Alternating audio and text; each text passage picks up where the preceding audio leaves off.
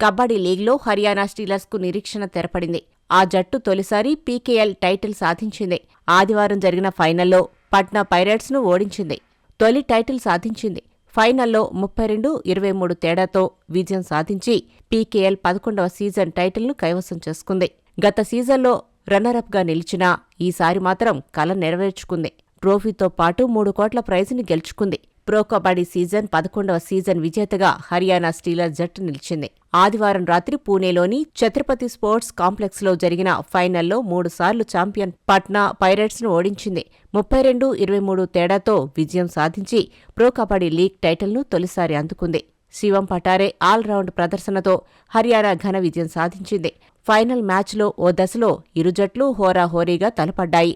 గతేడాది ఫైనల్లో ఓడి రన్నరప్గా నిలిచిన హర్యానా స్టీలర్స్ ఈసారి ఎలాగైనా టైటిల్ సాధించాలని పట్టుదలతో బరిలో దిగింది. అనుకున్నట్లుగానే ఆధిపత్యం ప్రదర్శించింది.